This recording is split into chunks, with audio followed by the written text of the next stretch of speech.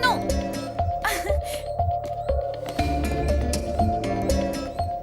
സത്യാണോ നീ പറയുന്നേ?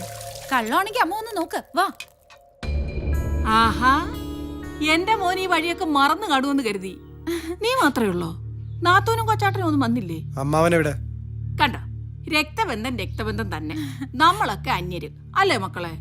ദേ, നിങ്ങളുടെ അനന്തരവും വന്നിട്ടുണ്ട്. നിനക്ക് ഞങ്ങളെ വേണ്ടെങ്കിലും ഞങ്ങൾക്ക് നിന്നെ വേണമല്ലോ. ഞാൻ ചായ എടുക്കാം, നിനക്ക് പ്രിയപ്പെട്ട പലഹാരം ഉണ്ടാക്കാം, ഉണ്ണിയപ്പം.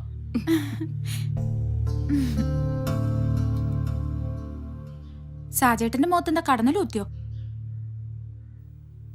വലിയ ചാടയാണെങ്കി പോ. എണിക്കണ്ട എണിക്കണ്ട, ഇരിക്കെ. അത്ര വലിയ ബഹുമാനമൊന്നും നിനക്ക് എന്നോടില്ലെന്ന് എനിക്കറിയാം. പിന്നെ ഒരാൾക്ക് ഭാഗ്യം വരുമ്പോ ശത്രുവും മിത്രമൊക്കെ ഒത്തുകൂടുമെന്ന് കേട്ടിട്ടുണ്ട്. ആ, എന്നാ നീ ദൂരം ഒത്തിരി ഉണ്ടേ. സമയത്തിന് അവിടെ എത്തണം. ഒരു കച്ചവടം ഉറപ്പിക്കാനുള്ളതാ. ലക്ഷങ്ങളുടെ ഏർപ്പാടാണേ. നിന്റെ അമ്മാവ് റബ്ബർ തോട്ടം വാങ്ങാൻ പോവാ. കാശ് എവിടുന്നൊന്നും ഞങ്ങൾക്കറിയില്ല. ചോദിച്ചാ ദേഷ്യപ്പെടും. ഞാനും അമ്മയും നിർബന്ധിച്ച് ചോദിച്ചതാ. അപ്പൊ പറയാ കളഞ്ഞു കിട്ടിയതാന്നോ. അച്ഛൻ കാറും ബുക്ക് ചെയ്തിട്ടുണ്ട്, 12 ലക്ഷത്തിന്റെ.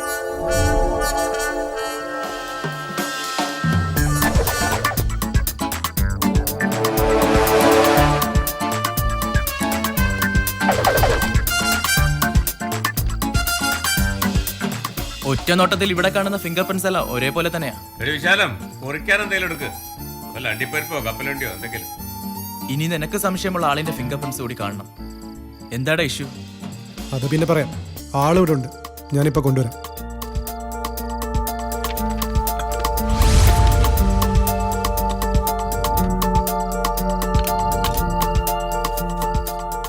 നീ അങ്ങോട്ട് വന്നതുകൊണ്ട് മാത്രം അമ്മാവൻ ഇങ്ങോട്ട് വന്നത്.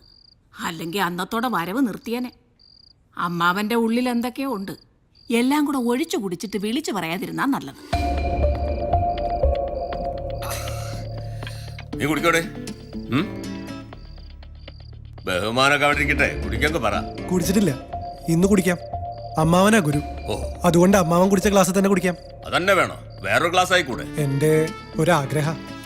എനിക്കും ചില ആഗ്രഹങ്ങളൊക്കെ ഉണ്ട്. അതൊന്നും ഞാനിപ്പോ പറയുന്നില്ല. എന്തായാലും നിന്റെ ആഗ്രഹം ഞാൻ സാധിപ്പിച്ചു തരാം.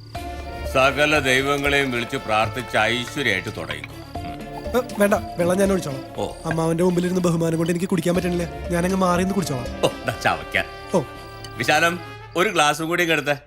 ഗ്ലാസ്സിൽ കണ്ട അടയാളവും കട്ടിൽ കണ്ട അടയാളം സെയിം ആണ്. ശരിക്കും എന്താണ് നിന്റെ പ്രശ്നം എന്ന് പറഞ്ഞാലേ കൃത്യമായി ഹെൽപ്പ് ചെയ്യാൻ പറ്റും. ശരിക്കും എന്താണ് നിന്റെ പ്രശ്നം? എനിക്കറിയേണ്ടത് ഈ മുറിയിൽ എല്ലായിടത്തും കണ്ട വിരൽപ്പാടും ഈ ഗ്ലാസ്സിലെ വിരൽപ്പാടും ഒന്നാണോ എന്നാണ്. അതാണോ? അതെ. അപ്പൊ നീ വിട്ടോ, ബാക്കി ഞാൻ മാത്രം ചെയ്യേണ്ടതാ. ഞാൻ ഹെൽപ്പ് ചെയ്യാടാ. വേണ്ടടാ, നീ പൊക്കോടാ. അപ്പൊ എന്നെ കൊണ്ട് വിചാരിച്ചാലും നീ സാധിച്ചല്ലോ. എന്നാ ഞാൻ പോട്ടെ.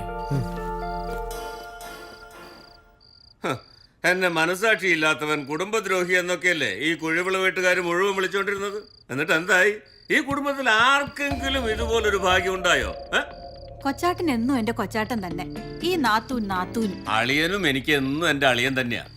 വാസുദേവൻ എന്ന പേര് വാസുട്ടി എന്ന ചെല്ലപ്പേരാക്കി മാറ്റി ആദ്യം വിളിച്ചത് ആരാ? ഈ ഞാനാ. പക്ഷെ നിങ്ങളാ സന്തതി ഉണ്ടല്ലോ, അവനെ പല മോനെന്ന് വിളിക്കണമെന്ന് പലപ്പോഴും എനിക്ക് തോന്നിയിട്ടുള്ളതാ. കള്ളു കുടിച്ചാ വയറ്റി കിടക്കണം. നിങ്ങളുടെ ആഗ്രഹം അവ സാധിച്ചു തരും. എന്റെ ഏതാഗ്രഹം? 10 പവൻ പോലും കിട്ടില്ലെന്ന് കരുതിയിട്ടല്ല എന്റെ മോളാവൻ വേണ്ടെന്ന് വെച്ചത്. ഇപ്പോ 10ന്റെ സ്ഥാനത്ത് പവൻ 100 കൊടുക്കാൻ പോകുന്നത്. കാറും കൊടുക്കും, ബുക്ക് ചെയ്തിട്ടുണ്ട്. പക്ഷെ കാര്യങ്ങളിലൊക്കെ ഒരു മാറ്റമുണ്ട്. ചെറുക്കൻ വിശാലം നിന്റെ മോനല്ല, നല്ല 1ാം തരം എഞ്ചിനീയർ. തോറ്റതല്ല, ജയിച്ചവൻ. നീതി കിട്ടിയ പോലെയല്ലേ എന്റെ കയ്യിൽ കാശ് വന്ന് ചേർന്നത്. അതും എത്രയാടി കമലം? വിശാലം എത്രയാ? അല്ലെങ്കിൽ വേണ്ട, അതൊന്നും നിങ്ങൾ ഇപ്പൊ അറിയണ്ട. ഓ, ഒന്ന് ഉറങ്ങി ഉണരുമ്പോഴേക്കും കൈ നിറയെ പണം.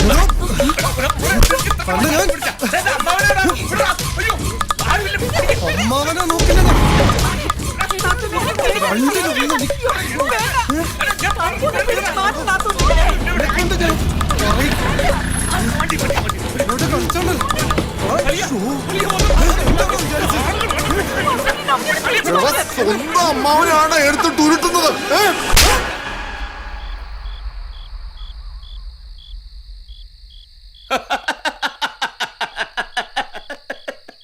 അളിയൻ എന്ത് പണി കാണിച്ച്?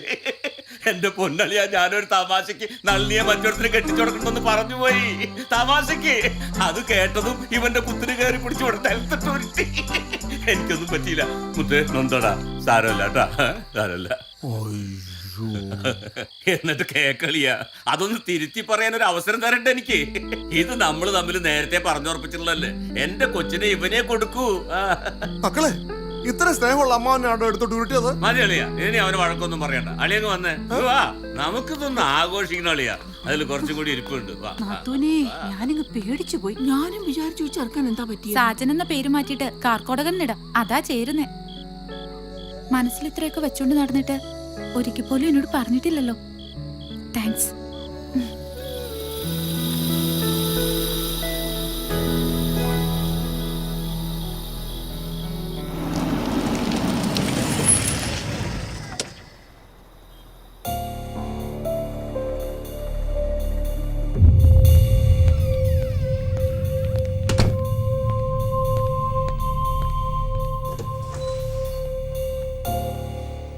ദേ അവൻ വന്നു.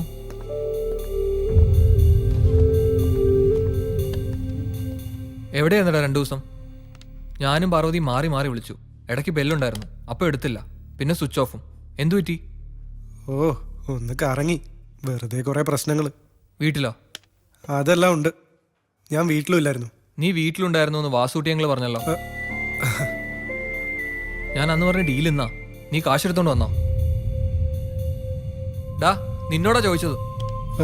അത് പിന്നെ വീട്ടിലായിരുന്നല്ലോ ക്യാഷ് വെച്ചിരുന്നത്. അമ്മാവനും എല്ലാവരും 2 ദിവസമായിട്ട് വീട്ടിലുണ്ട്. അവരുടെ കണ്ണുവെട്ടിച്ച് അതുമായി ഇറങ്ങാൻ പറ്റില്ല. അത് വലിയ പ്രശ്നമാണോ? ഞാനും വരാം, നീ ഒന്ന് കൂടെ നിന്നാ മതി. ഞാനെടുത്ത് വണ്ടിയിൽ വെച്ചോളാം. ഡീല് 2 ദിവസത്തേക്ക് മാറ്റി വെക്ക്. അത് പറ്റില്ലേ? അത് നടക്കില്ല. നമ്മൾ കൃത്യമായിട്ട് ഈ ഡേറ്റ് പറഞ്ഞതാ. നല്ല പ്രോഫിറ്റും കിട്ടുന്നതാ. നീ ഉഴപ്പാതെ വാ, പോവാം. അത്ര ഡിമാൻഡ് ഉള്ളതാണെങ്കിൽ വേണ്ട, നീ അത് ക്യാൻസൽ ചെയ്തേക്ക്.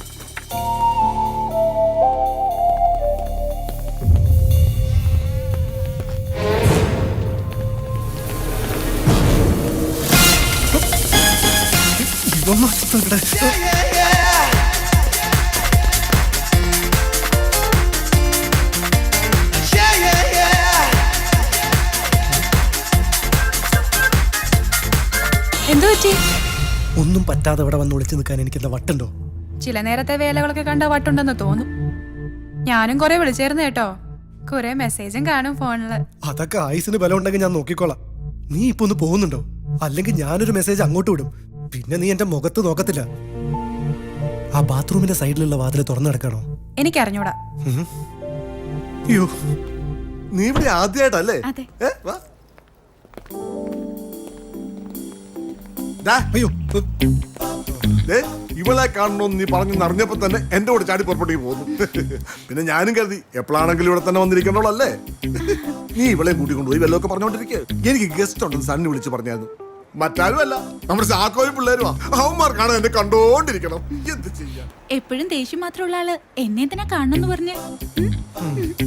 വാ.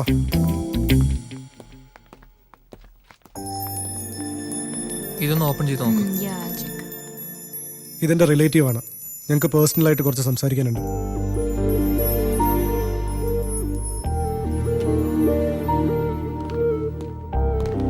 ഇരിക്കും.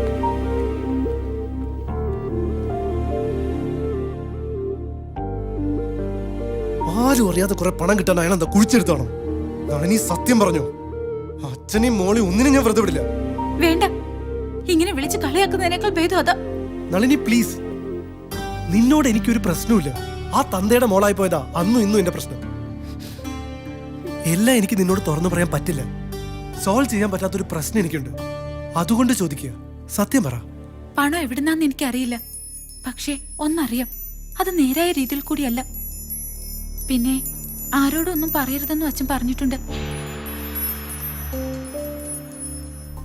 പണ്ടേ ഇങ്ങനെയാണല്ലോ, എന്ത് കാര്യത്തിലും ജയിക്കണം. ജയിച്ചാ പോലും എന്നെ കുറെ ചീത്ത വിളിക്കും. എന്നിട്ട് ഞാൻ കരയുന്നത് കണ്ട് ആനന്ദിക്കും. എപ്പോഴെങ്കിലും എന്നെ മനസ്സിലാക്കുമ്പോ ഒന്ന് പറയണേ, ഞാൻ പോവാ. ആ കണ്ണു കുറച്ചിട്ട് പോ.